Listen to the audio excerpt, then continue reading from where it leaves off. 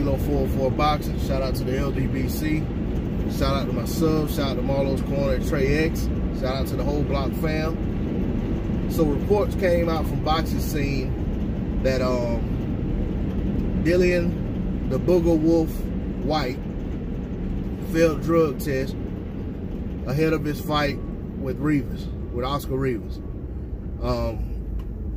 Basically, the reports are that UCAD administered a test.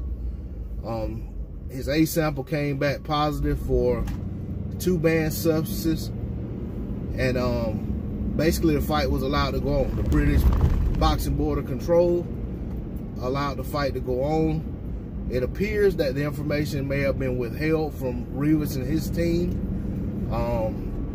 ahead of the fight, and it definitely was withheld from the media until after the fight had taken place. You know, my position on that is,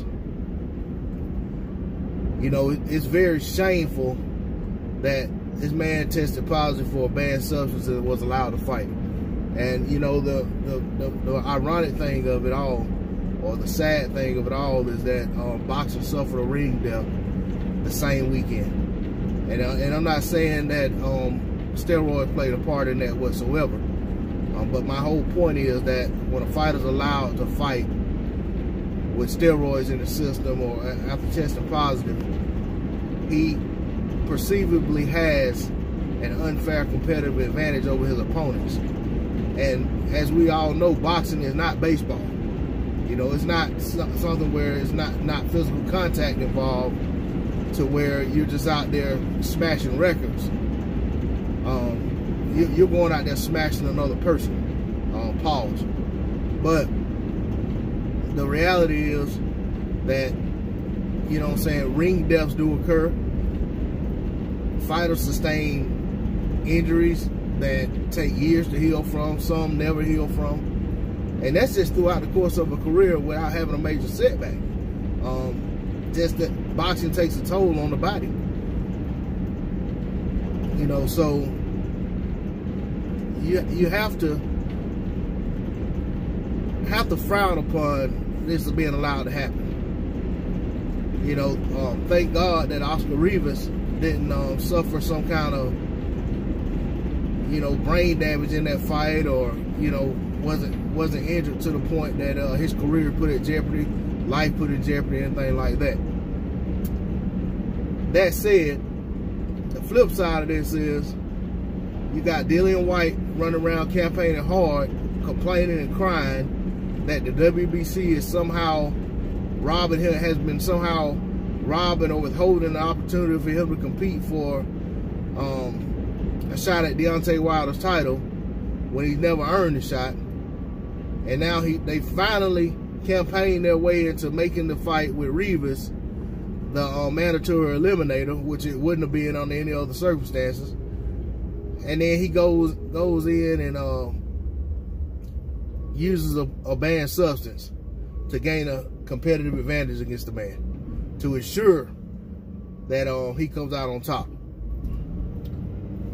They have no shame whatsoever. Eddie Hearn, who was quick to come out and dog Big Baby Miller when he failed his drug test ahead of a Joshua fight, which I'm sure the only reason he came out riding hard against Miller like he was because Miller was about to fight AJ. Had Miller been fighting some other guy like, say, Tom Schwartz, how about that? If he was fighting him, I'd say Eddie probably wouldn't have been as forthcoming to condemn his fighter. But because it was Anthony Joshua, he came out campaigning hard against Miller and you know what I'm saying, basically condemning him for his behavior, even before all of the information was out. But here it is, Whyte, another fighter in his stable, and Eddie's doing damage control. Basically just telling us what we already know, that the guys were on VADA and that the fight was allowed to continue and that they were tested throughout. Never saying that it was untrue about the failed test, never, you know, offered any kind of explanation or anything. And then on the other side of that, Dillian Whyte himself has yet to release a statement. As far to my knowledge, I haven't seen anything at this time, and he's also you know, not done any interviews, you know, anything to refute the accusations or allegations, however you want to say it. But anyway, Dillian Whyte already had been banned. I think it was a 2-year ban for failing a test for banned substances, and that was before his not that it happened right at that time, but this all happened prior to him fighting AJ. Whyte was just coming back off of suspension, and I think he may have had like 3 fights or something like that since his suspension when he went into that AJ fight, maybe less. But that just to give an idea of the time frame around when this happened. So you already have a guy who has a history of drug abuse, you know, performance enhancing drug abuse, and now he's under cloud of suspicion for having failed another drug test. But then he's campaigning and crying about a shot at a title.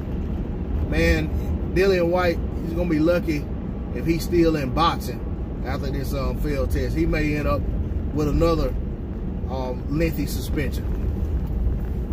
But that's all I'm gonna say on the subject. We'll see what happens, what all comes out, you know, in the coming days, weeks, or whatever. But I expect the Matchroom side to be doing everything they can to basically lessen the blow of this report. And Eddie's gonna come out and try his best to spin this and try his best to, you know, make it seem like it's not what it is. But at the end of it all, he may end up having to distance himself from Dillian Whyte if everything comes out to be confirmed. Because at the end of the day, drugs don't play. I'm out. Peace.